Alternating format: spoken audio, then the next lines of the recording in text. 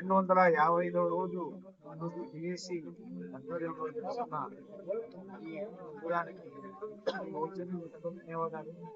ముఖ్యంగా మేము లోకేష్ పర్యటనను దృష్టిలో పెట్టుకొని ఈ కార్యక్రమాన్ని నిన్న మేము నలుగురం కూడా కలిసి చర్చించి 100 గంటల నిరవధిక నిరాదీక్షణ జరిగింది. ఇందులో భాగంగా దాదాపు 30 గంటలు అయిపోయింది. మేము ఇంకా 70 గంటలు ఉండాల్సిన అవసరం ఉంది, ఉంటాం కూడా. దీనికి సంబంధించి నిర్వాహకులు మాకు అన్ని రకాల సదుపాయాలు చేసినందుకు ఆ వేదిక నిర్వాహకులకు కూడా ధన్యవాదాలు. అన్ని రకాల సదుపాయాలు. మరి మేము కోరేది ఏంటంటే, చంద్రబాబు గారు ఈ కర్నూలు జిల్లా బసవరాజు ఏదైతే ఆధునిక జిల్లా కూర్చున్నామో వీటిలో 4 కాన్స్టిట్యూన్సీలకు సార్ రావడం జరిగింది. ఎక్కడ కూడా ఏఎస్సీ వాళ్ళకు అవకాశం ఇవ్వడం లేదు. మొదట్లో అయితే వీళ్ళని అరెస్ట్ పెట్టిన తర్వాత రెండోసారి మూడోసారి అంటే మాధవరంలో కార్యకర్త సమావేశం.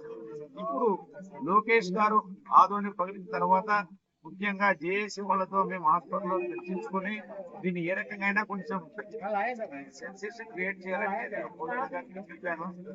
కష్టం కదా, మీరు 3 గంటల్లో ప్రకటిస్తేనే ఆయన అన్నాడు.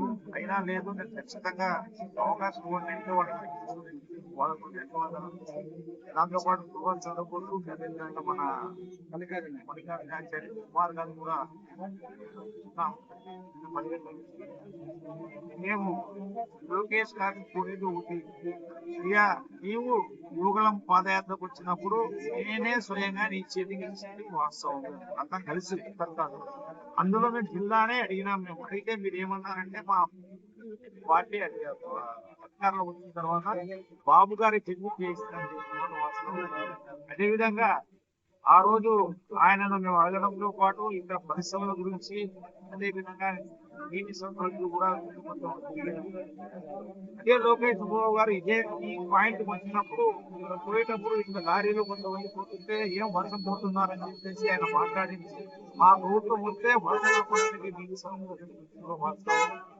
అదే లోకేష్ బాబు గారికి నేను మళ్ళా తిరిగి 2025 మార్చి 1వ తేదీన మస్తాల గురించి నేనే స్వయంగా పోయి అప్పుడు చిన్న మళ్ళా ఇచ్చిన సార్ చూడండి అంటే ఆ సీరియల్స్ తీసుకున్నారు. నాకు ఎండాల్సినట్టు వచ్చింది, కానీ అన్ని పక్కన పెట్టి ఏదో ఇప్పుడు ఏం ఈ వాస్తవ పరిస్థితుల్లో లోకేష్ మళ్ళా వస్తున్నందుకు మేము లోకేష్ సింధూరు వస్తే సింధూరు కూడా పోయినాం. యువనాయకుడు అని చెప్పేసి మేము మండల కమిటీ 6 మంది పోయి ఇక్కడ సింధూరులో కూడా జరిగింది. మళ్ళా ఇక్కడ వస్తున్నాడు కాబట్టి అతన్ని మేము ఖచ్చితంగా అడగాల. ఇది ప్రభుత్వ కార్యక్రమం కాదు, పార్టీ కార్యక్రమం తెలుసు మాకు. అయినా సరే మాకు అవకాశం ఇస్తారని ఆలోచిస్తున్నాము. కృష్ణమ్మ గారిని కూడా పోయి అడగడం జరిగింది. ఆమె వీలైతే అవకాశం ఇస్తారని చెప్పింది కాబట్టి దాని మీద నిమిత్తంగా మాకేమీ రాలేదు. కాబట్టి లోకేష్ మాకు అవకాశం ఇస్తే సంతోషం ఇస్తాము. లేదంటే మేము వీధికి ద్వారా కోరిక ఒకటే, అయ్యా ఖచ్చితంగా నువ్వు జిల్లాను ప్రకటించు, అదేవిధంగా ప్రకటించిన పెద్ద మండలం కొనసాగించిన ఈ 2 డిమాండ్లను పెడుతున్నాము. ఈ 2 డిమాండ్లు ఆయన కనుక సఫలీకృతం చేయగలిగితే ఆయన మీద స్టేట్మెంట్ ఇచ్చాడు, వాళ్ళంతా బాగుంది, 100% స్ట్రైక్ రేట్ అనేది. 100% స్ట్రైక్ రేట్ రావాలంటే ఖచ్చితంగా ఈ 2 ఇవ్వాలని చెప్పేసి నిర్ణయపూర్వకంగా కోరుకుంటున్నాము. లేదంటే మాత్రం తగిన మూల్యం చెల్లించాల్సి వస్తుందని చెప్పేసి మనం చేసుకుంటూ ఈ 3 గంటల కారణం కూడా ఏమంటే, రేపు ఆయన ఏమైనా పిలిపిస్తాడా, ఇక్కడ వస్తాడా, ఏదో రూమర్ అయితే వచ్చింది. మునిగిపోతాడు, పోయేటప్పుడు సూర్యానికి వస్తాడని మొత్తం చెప్పినాడు. ఏమి నమ్మాల్సిన అర్థాలు కావు. వస్తే సంతోషం.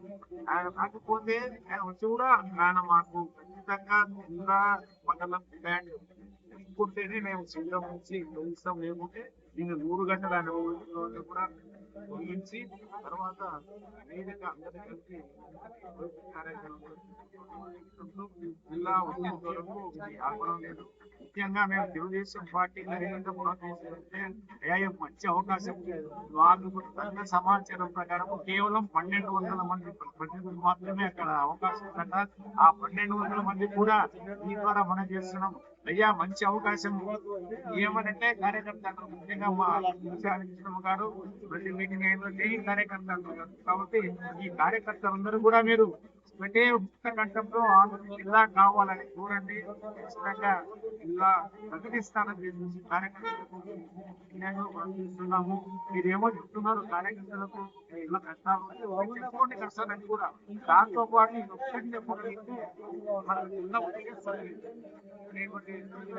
వారం మంది కూడా తెలుగుదేశం పార్టీ కార్యకర్తలు నమ్ముతున్నాం. అదేవిధంగా మేము పెద్ద కార్యకర్తలు కూడా ఈ సమావేశంగా మొదలు చేస్తున్నాం.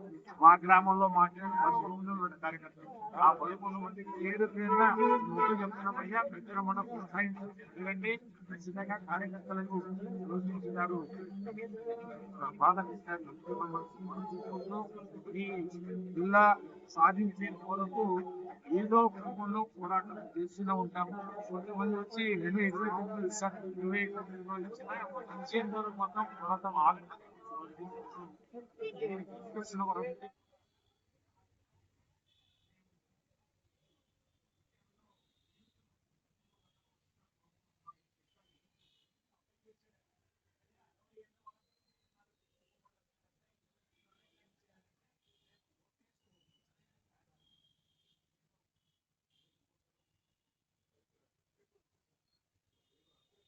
విమలా రెసిడెన్స్ ఉన్నామన్నారు కాబట్టి విమలా రెసిడెన్స్ దగ్గర మీరు వందల సంఖ్యలో పోగలిగితే ఖచ్చితంగా